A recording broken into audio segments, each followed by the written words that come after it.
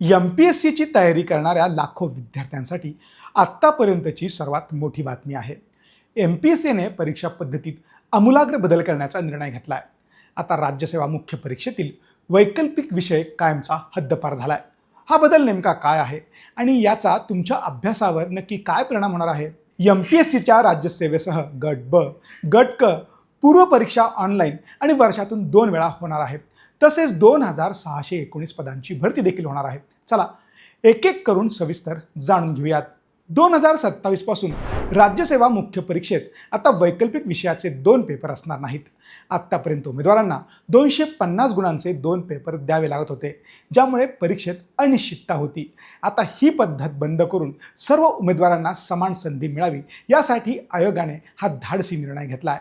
तामिळनाडू, गुजरात, बिहार आणि उत्तर प्रदेश यासारख्या इतर अनेक राज्यांच्या धर्तीवर आता महाराष्ट्रही वैकल्पिक मुक्त मुख्य परीक्षेच्या दिशेने वाटचाल करत आहे.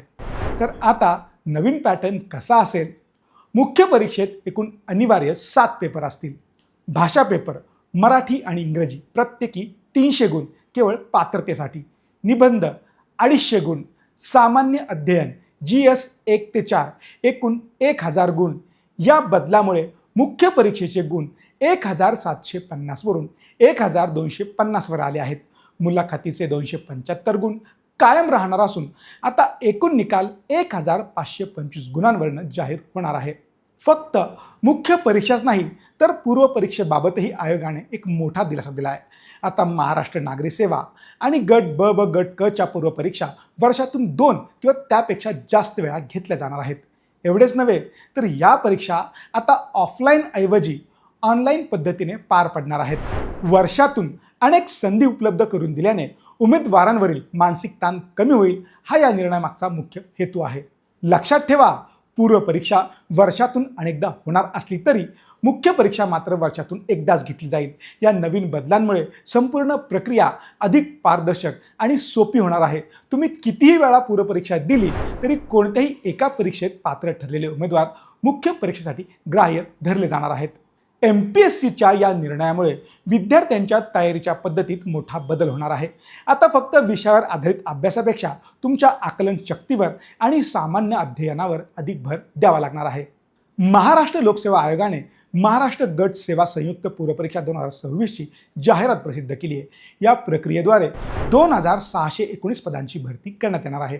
उमेदवारांना 27 जून ते 13 जुलै या कालावधीत ऑनलाईन अर्ज करता येणार आहे. ऑनलाईन पद्धतीने 17 जुलैपर्यंत तर चलनाद्वारे शुल्क भरण्यासाठी 20 जुलै ही अंतिम मुदत असणार आहे. या परीक्षांसाठी अर्ज करणाऱ्या उमेदवारांकडे मान्यताप्राप्त विद्यापीठाची पदवी असणं अत्यंत आवश्यक आहे. मात्र उद्योग निरीक्षक पदासाठी अभियांत्रिकीमधील पदविका किंवा विज्ञान शाखेची पदवी असणं आवश्यक आहे.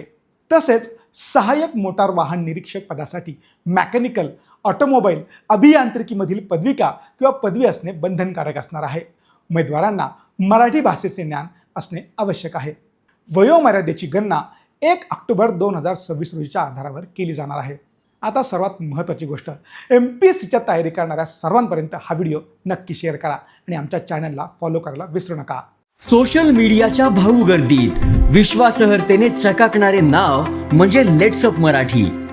सगळ्या नागरिकांना ती स्पीच ती लेट्सअप वरील मुलाखती म्हणजे विचारांचा खजिना. त्यानंतरच्या निवडणुकीमध्ये मला सोडून गेले. बातम्या केवळ वस्तुस्थिती सांगणाऱ्या, न प्रोपगंडा, फक्त जनतेचा अजेंडा. क्योंकि आने वाला कल जाने वाला है, जाने वाला कल आने वाला है. राजकारण, मनोरंजन असो की क्रीडा क्षेत्र, महाराष्ट्राची स्पंदने संवेदनशीलतेने टिपणारे माध्यम म्हणजे लेट्सअप मराठी. जगासोबत एक पाऊल पुढे राहण्यासाठी लेट्सअपचे ॲप, सोशल मीडिया आणि वेबसाईट सोबत कनेक्टेड रहा.